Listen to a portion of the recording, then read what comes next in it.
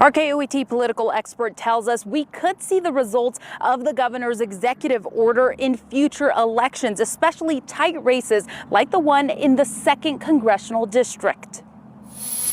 Violence has become a common theme in Albuquerque over the past few years. Now it is center stage with Governor Michelle Lujan Grisham's executive order temporarily banning open and concealed carrying of guns. Historically, the 2nd House District did not include parts of Bernalillo County. KOAT's political expert says that may have played a factor for Democrat Representative Gabe Vasquez from supporting the governor's order. The 2nd Congressional District is primarily rural and it's primarily conservative, and many people have and support gun ownership.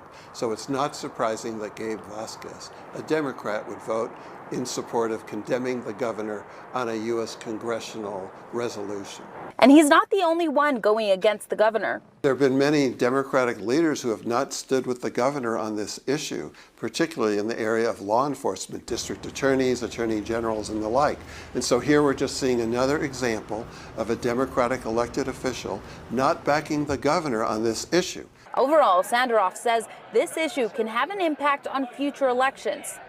You know, when an election's going to be won or lost by 1%, many issues could have an impact. This is one of them.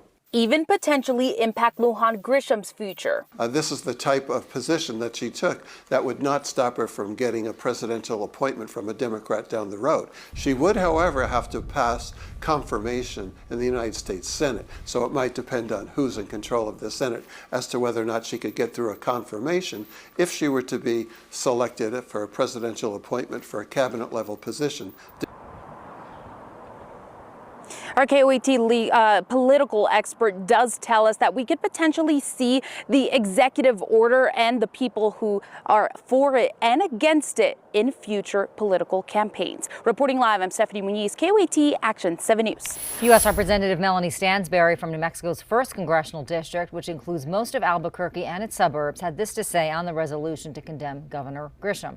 Lujan Grisham, I will vote no on the GOP's efforts to undermine New Mexico's executive and distract from House Republicans' complete inability to govern and pass a budget as they careen the U.S. government towards a